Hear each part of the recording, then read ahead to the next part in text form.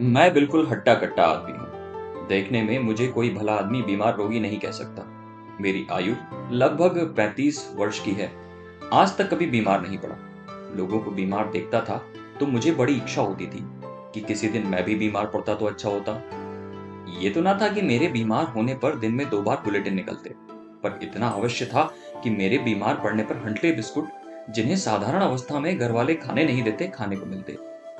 UD-clone की शीशियां सिर पर कोमल करों से बेबी उड़ेल कर मलती, और सबसे बड़ी इच्छा ये थी कि दोस्त लोग आकर मेरे सामने बैठते और गंभीर मुद्रा धारण करके पूछते, कहिए बेडप जी, कैसी तबीयत है, किसकी दवा हो रही है, कुछ फायदा है? जब कोई इस प्रकार से रोनी सूरत बनाकर ऐसे प्रश्न करता, तब मुझे बड़ा मजा आता और उस समय मैं आनंद की सीमा के उस पार पहुंच जाता। हाँ, तो एक दिन मैं हॉकी खेल कर आया, कपड़े उतारे, स्नान किया। शाम को ही भोजन कर लेने की मेरी आदत है, पर आज मैच में रिफ्रेशमेंट जरा ज्यादा खा गया था, इसलिए भूख ना थी। श्रीमती जी ने खाने को पूछा, मैंने कह दिया कि आज स्कूल में मिठाई खाकर आया हूँ, कुछ विशेष भूख नहीं है।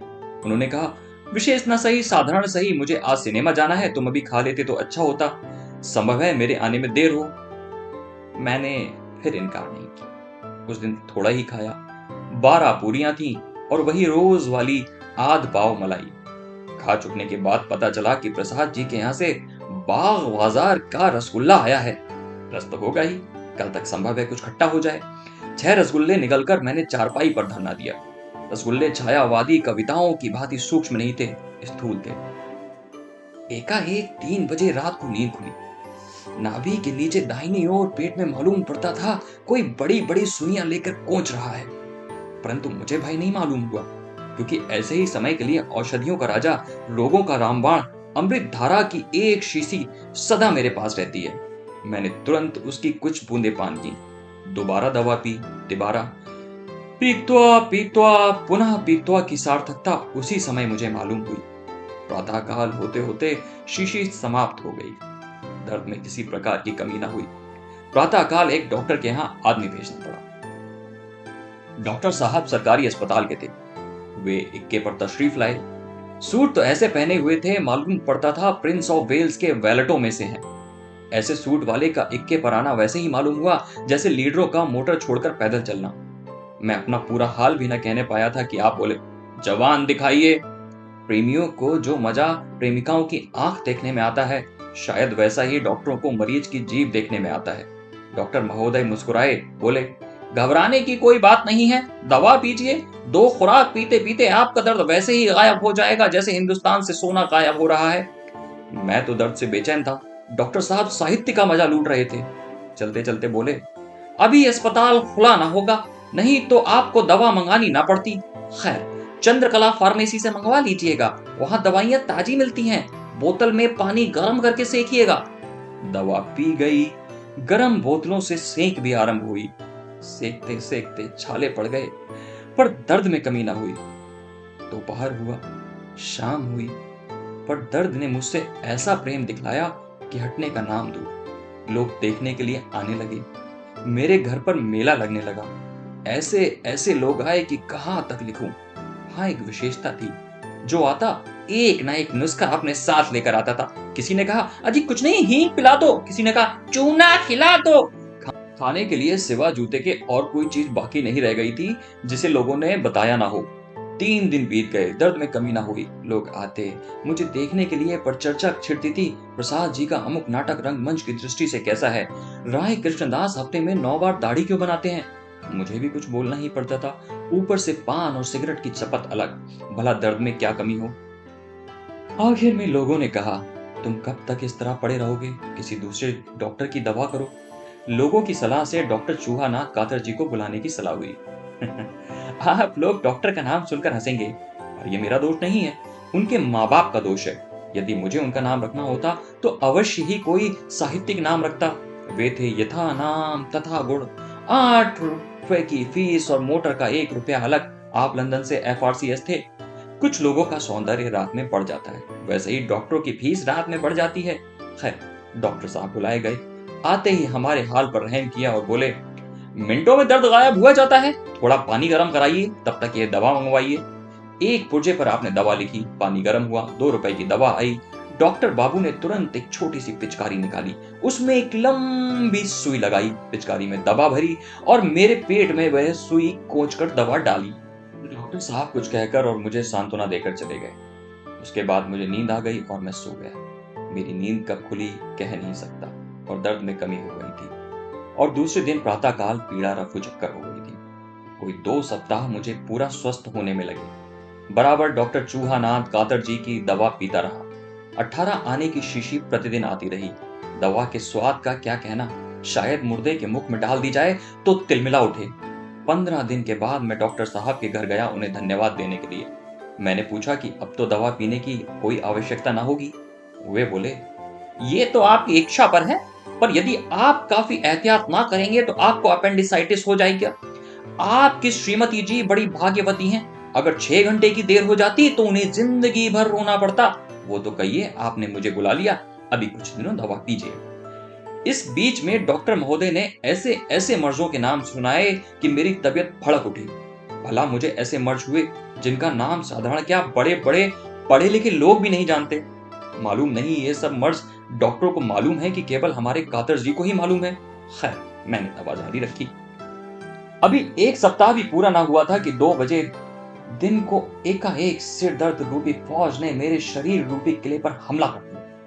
डॉक्टर साहब ने जिन जिन भयंकर मर्जों का नाम लिया था, उनका स्वरूप मेरी रोती हुई आंखों के सामने नृत्य करने लगा।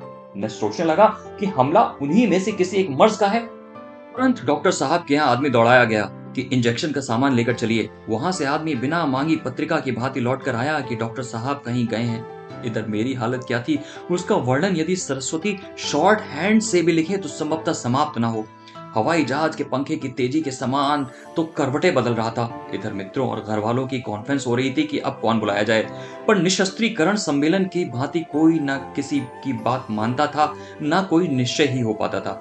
मालूम नहीं लोगों में क्या क्या बहसें हुई, कौन कौन प्रस्ताव फेल हुए, कौन कौन पास। अंत में हमारे इस मकान के बगल में रहने वाले पंडित जी की विजय हुई और आयुर्वेदाचार्य रसज्ञ रंजन चिकित्सा मार्तंड कविराज पंडित सुखदेव शास्त्री जी को बुलाने की बात तय हुई। एक सज्जन उन्हें बुलाने के लिए भेजे गए। कोई 45 मिनट बीत गए, परंतु ना वैद्य जी आए, ना भेजे गए सज्जन का ही पता चला। एक और दर्द आयकर की तरह बढ़ता जा रहा था, दूसरी ओर इन लोगों का भी पता नहीं। और भी बेचैनी बढ़ी। अंत में जो साहब गए थे वो लौटे। बोले, वैद्य जी ने बड़े गौर से पत्रा देखा और कहा कि अभी बुध के संक्रांति वृत्त में शनि की स्थिरता है। 31 पल 9 विपल में शनि बाहर हो जाएगा और 1.5 घटी का एकादशी का योग है। उसके समाप्त होने पर मैं चलूंगा। सुनकर मेरा कलेजा कबाब हो गया, मगर वह कहे आए थे, अतः बुलाना भी आवश्यक था। मैंने फिर उन्हें भेजा। कोई आध घंटे बाद वैद्य जी एक पालकी पर तशरीफ लाए। आकर आप मेरे सामने कुर्सी पर बैठ गए। आप धोती पहने हुए थे और कंधे पर एक सफेद दुपट्टा डाले हुए थे। इसके अतिरिक्त शरीर पर सूत के नाम पर जनेऊ था, जिसका रंग देखकर यह शंका होती थी कि कविराज जी कुश्ती लड़कर आ रहे हैं। वैद्य जी ने कुछ और पूछा। पहले नाड़ी हाथ में ली, 5 मिनट तक एक हाथ की नाड़ी देखी, फिर दूसरे हाथ की। बोले, वायु का प्रकोप है। यकृत में वायु घूमकर पित्ताशय में प्रवेश कर आंत्र में जा पहुंची है। इससे मंदाग्नि का प्रादुर्भाव होता है और किसी कारण जब भोज्य पदार्थ प्रतिहत होता है तब शूल का कारण होता है। कविराज जी मालूम नहीं क्या बक रहे थे और मेरी तबीयत दर्द और क्रोध से एक दूसरे ही संसार में छटपटा रही थी। आखिर मुझसे ना रहा गया। मैंने एक सज्जन से कहा, जरा अलमारी में से आपटे का कोष तो लेते आइए। यह सुनकर लोग चकराए। कुछ लोगों को तो संदेह हुआ कि अब मैं होश में नहीं हूं।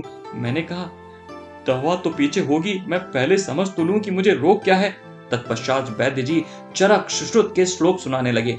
अंत में कहा, देखिए मैं दवा देता हूं और अभी आपको लाभ होगा। पंडित जी ने दवा दी। कहा कि अदरक के रस में इस औषधि का सेवन करना होगा। खैर साहब, फीस दी गई। किसी प्रकार वैद्य जी से पिंड छूटा। 2 दिन दवा की गई, कभी कभी अवश्य कम हो जाता था, पर पूरा दर्द ना गया। सीआईडी के समान पीछा छोड़ता ही ना था। चारपाई पर पड़ा रहने लगा। दिन को मित्रों की मंडली आती थी। वो आराम देती थी कम, दिमाग चाटती थी अधिक। एक सज्जन मुझे देखने के लिए तशरीफ लाए। बोले, साहब आप लोगों को देश का हर समय ध्यान रखना चाहिए। आप किसी भारतीय हकीम अथवा वैद्य को दिखलाइए। मैंने मन में सोचा कि वैद्य महाराज को तो मैंने दिखा ही लिया, हकीम भी सही। हकीम साहब आए। यद्यपि मैं अपनी बीमारी का जिक्र और बेबसी का हाल लिखना चाहता हूँ, पर हकीम साहब की पोशाक और उनके रहन सहन तथा फैशन का जिक्र ना करना मुझसे ना हो सके। सर्दी बहुत तेज नहीं थी। बनारस में बहुत तेज सर्दी नहीं पड़ती, फिर भी ऊनी कपड़ा पहनने का समय आ गया था। परंतु हकीम साहब चिकन का बंददार कुर्ता पहने हुए थे। सिर पर बनारसी लोटे की तरह टोपी रखी हुई थी। पाँव में पाजामा। ऐसा मालूम होता था कि चूड़ीदार पाजामा बनाने वाला था, परंतु दर्जी ईमानदार था। उसने कपड़ा चुराया नहीं, सबका सब लगा दिया। अथवा ये भी हो सकता था कि ढीली मोहरी के लिए कपड़ा दिया गया हो, दर्जी ने कुछ कतर ब्योंत की हो और चुस्ती दिखाई हो। जूता कामदार दिल्ली वाला था। हकीम साहब पतले दुबले इतने थे कि मालूम पड़ता था अपनी तंदुरुस्ती अपने मरीजों को बांट दी है। हकीम साहब में नजाकत भी बला की थी। रहते थे बनारस में, मगर कान काटते थे लखनऊ के। आते ही मैंने सलाम किया, जिसका उत्तर उन्होंने मुस्कुराते हुए बड़े अंदाज से दिया और बोले, मिजाज कैसा है? मैंने कहा, मर रहा हूं बस, आपका ही इंतजार था। अब यह जिंदगी आपके ही हाथों में है। हकीम साहब ने कहा, आप तो ऐसी बात करते हैं गोया जिंदगी से बेजार हो गए हैं। भला ऐसी गुफ्तगू भी कोई करता है? अरे मरे हैं आपके दुश्मन, नब्ज तो दिखाइए। खुदाबंद करीम ने चाहा तो आनन फानन में दर्द रफू चक्कर होगा। मैंने कहा, अब आपकी दुआ है। आपका नाम बनारस ही नहीं हिंदुस्तान में लुकमान की तरह मशहूर है, इसलिए आपको तकलीफ दी गई है। 10 मिनट तक हकीम ने नब्ज देखी, फिर बोले, मैं नुस्खा लिख दे रहा हूँ, इसे इस वक्त आप पीजिए, इंशाअल्लाह जरूर शिफा होगी। हकीम साहब चलने को तैयार हुए, उठे, उठते उठते बोले, अब जरा एक बात का ख्याल रखिएगा कि आजकल दवाइयाँ लोग बहुत पुरानी रखते हैं, मेरे यहाँ ताजी दवाइयाँ मिलती हैं। दर्द फिर कम हो चला, परंतु दुर्बलता बढ़ चली थी। कभी कभी दर्द का दौरा भी अधिक वेग से हो जाता था। घर वालों को और मुझे भी दर्द के संबंध में विशेष चिंता होने लगी। कोई कहता था कि लखनऊ जाओ, कोई एक्सरे का नाम लेता था। किसी किसी ने राय दी कि जल्द चिकित्सा कीजिए। एक सज्जन ने कहा, यह सब कुछ नहीं, आप होम्योपैथी इलाज शुरू कीजिए, देखिए कितनी शीघ्रता से लाभ होता है। बोले, साहब इन नन्ही नन्ही गोलियों में मालूम नहीं कहाँ का जादू है, साहब जादू का काम करती हैं, जादू का। एक प्रकृति चिकित्सा वाले ने कहा था, आप गीली मिट्टी पेट पर लेप कर धूप में बैठिए, 1 हफ्ते में दर्द हवा हो जाएगा। हमारे ससुर साहब एक डॉक्टर को लेकर आए। उन्होंने कहा, देखिए साहब, आप पढ़े लिखे आदमी हैं, समझदार हैं। मैं बीच में बोल उठा, समझदार ना होता तो आपको कैसे यहाँ बुलाता। इसी बीच मेरी नानी की मौसी मुझे देखने आई। उन्होंने बड़े प्रेम से देखा, देखकर बोली, मैं तो पहले ही सोच रही थी कि यह कुछ ऊपरी खेल है। मैंने पूछा, ये ऊपरी खेल क्या है नानी जी? बोली, बेटा सब कुछ किताब में थोड़े ही लिखा रहता है, बात यह है कि किसी चुड़ैल का फसाद है। मेरी स्त्री और माता की ओर देख कहने लगी, देखो ना, इसकी बरौनी कैसी खड़ी है, कोई चुड़ैल लगी है, किसी को दिखा देना चाहिए। मैंने कहा, डॉक्टर तो मेरी जान के पीछे लग गए हैं, क्या चुड़ैल उनसे भी बढ़कर है? जब सब लोग चले गए तब मेरी पत्नी ने कहा, तुम लोगों की बात क्यों नहीं मान लिया करते? कुछ हो या ना हो, इसमें तुम्हारा हर्ज ही क्या है? मेरे दर्द में किसी विशेष प्रकार की कमी ना हुई। ओझा से तो किसी प्रकार की आशा क्या करता, पर बीच बीच में दवा भी होती जाती थी। कुछ लाभ अवश्य हुआ, पर पूरा फायदा ना हुआ। मैंने अब पक्का इरादा कर लिया कि लखनऊ जाऊं। जो बात काशी में नहीं हो सकती, लखनऊ में हो सकती है, वहां सभी साधन है। सब तैयारी हो चुकी थी कि इतने में एक और डॉक्टर को एक मेहरबान लेवा लाए। उन्होंने देखा, कहा, जरा मुंह तो देखूं। मैंने कहा, मुंह जीभ जो चाहे देखिए। देखकर बड़े जोर से हंसे। मैं घबराया। ऐसी हंसी केवल कवि सम्मेलन में बेढंगी कविता के समय सुनाई देती है। मैं चकित भी हुआ। डॉक्टर बोले, किसी डॉक्टर को यह सूझी नहीं, तुम्हें पायरिया है, उसी का जहर पेट में जा रहा है और सब फसाद पैदा कर रहा है। मैंने कहा, तब क्या करूं? डॉक्टर साहब ने कहा, इसमें करना क्या है, किसी दंत चिकित्सक के यहाँ जाकर दांत निकलवा दीजिए। मैंने अपने मन में कहा, आपको यह तो कहने में कुछ कठिनाई ही नहीं हुई, गोया दांत निकलवाने में कोई तकलीफ ही नहीं होती है। रात भर मैंने सोचा। मैंने भी यही निश्चय किया कि यही डॉक्टर ठीक कहते हैं। दंत चिकित्सक के यहाँ से पूछवाया। उसने कहा कि 3 रुपए की दांत तोड़वाने के लिए लगेंगे, कुल दांतों के लिए 96 रुपए लगेंगे, मगर मैं आपके लिए 6 रुपए छोड़ दूंगा। इसके अतिरिक्त दांत बनवाई 150 अलग। यह सुनकर पेट के दर्द के साथ सिर में भी चक्कर आने लगा, मगर मैंने सोचा कि जान सलामत है तो सब कुछ, इतना और खर्च करो। श्रीमती से मैंने रुपए मांगे। उन्होंने पूछा, क्या होगा? मैंने सारा हाल कह दिया। वे बोली, तुम्हारी बुद्धि कहीं घास चढ़ने गई है। आज कोई कहता है दांत उखड़वा डालो, कल कोई कहेगा सारे बाल उखड़वा डालो, परसों कोई डॉक्टर कहेगा नाक निचवा डालो, आंखें निकलवा डालो। यह सब फिजूल है। खाना ठिकाने से खाओ, 15 दिन में ठीक हो जाओगे। मैंने कहा, तुम्हें अपनी ही दवा करनी थी तो इतने रुपए क्यों बर्बाद